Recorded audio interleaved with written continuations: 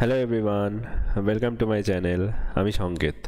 দেখো, তোমরা অনেকেই আমাকে একটা করে কোশ্চেন করছিলে, মানে অনেক ধরনের কোশ্চেন করেছিলে যে পোস্ট প্রেফারেন্সের ব্যাপারটা কি বা কীভাবে তোমরা পোস্ট প্রেফারেন্স ফিল আপ করবে সেটা মানে তোমরা জানতে চেয়েছিলে, এবং কাট অফ কেমন যায় আগের বার বা কেমন কত গেছিলো সেটাও তোমরা আমাকে জিজ্ঞেস করেছিলে।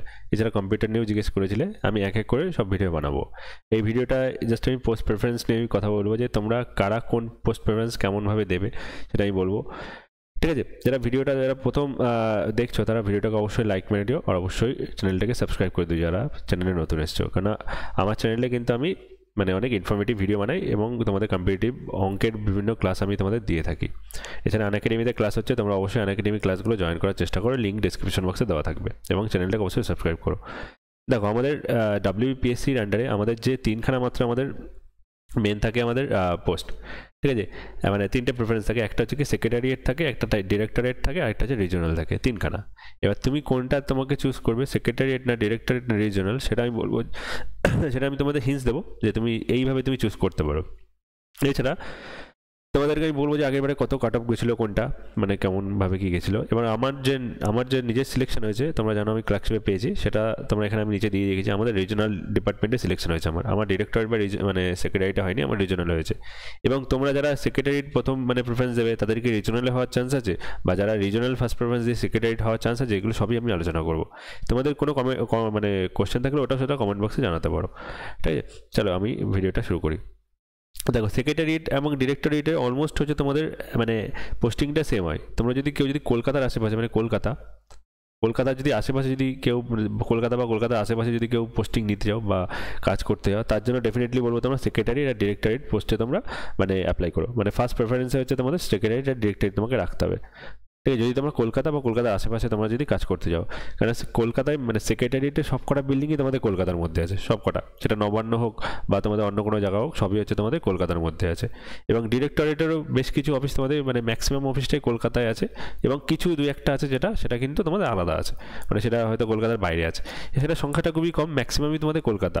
মানে সেক্রেটারিয়েট আর ডিরেক্টরেটের পোস্টগুলো হচ্ছে তোমাদের পুরোপুরি কলকাতায়। তাই যারা কলকাতা বা কলকাতার আশেপাশে রয়েছে, যদি কলকাতায় পোস্টিংটা নিতে যাও, তার জন্য সেক্রেটারিয়েট এবং ডিরেক্টরেটের মানে প্রেফারেন্স তোমরা দিতে পারো 1 নম্বরে। এবং সেক্রেটারিয়েট আর ডিরেক্টরেটের মধ্যে কোনটা প্রেফারেন্স দেবে 1 নম্বরে, সেটার জন্য তুমি যদি প্রমোশন যদি ভালো চাও, তার জন্য তোমাকে সেক্রেটারিয়েট 1 নম্বরে প্রেফারেন্স দিতে হবে। কারণ সেক্রেটারিয়েট পোস্টে হচ্ছে প্রমোশন সবচেয়ে তাড়াতাড়ি হয় এবং খুব ফাস্ট হয়। ঠিক আছে, এবং তারপর হচ্ছে ডিরেক্টরেট, এবং তারপর হচ্ছে রিজনাল।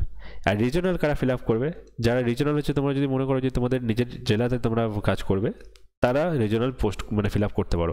দেখো, রিজনাল পোস্ট মানে তুমি যদি মানে প্রেফারেন্স যদি 1 নম্বর দাও, তাহলে তোমার যদি নিজের জেলাতেই পড়বে এমন কোনো কথা নেই। হতে পারে তুমি হয়তো র্যাঙ্কিংয়ে পেছনের দিকে চলে গেছো, বা তোমার হয়তো জেলাতে তোমার ফাঁকা নেই ভ্যাকেন্সি, তখন তোমাকে হয়তো নিজের জেলাতে তুমি পাবে না।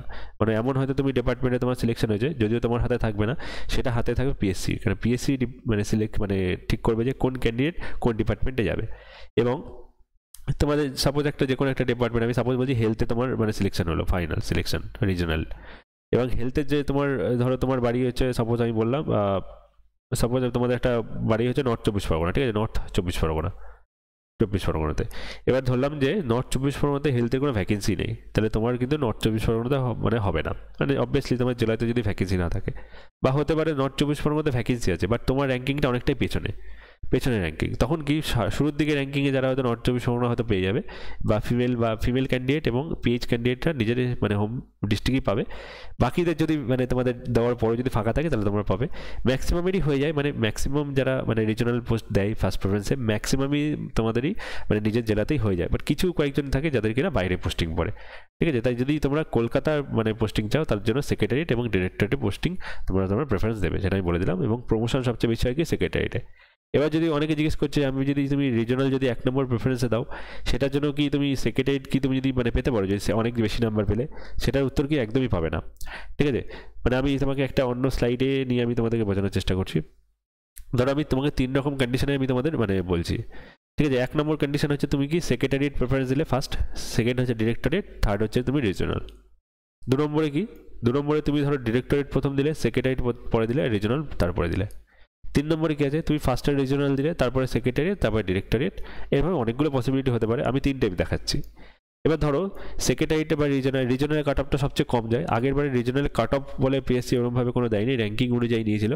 ঠিক আছে, যার র্যাঙ্কিং সবার প্রথমে ঠিক আছে, ধরো আমি বললাম যে একজন ক্যান্ডিডেট 150 পেয়েছে, সে ফার্স্ট হয়েছে, ফার্স্ট যে হয়েছে ফার্স্ট, এটা হচ্ছে ফার্স্ট হয়েছে।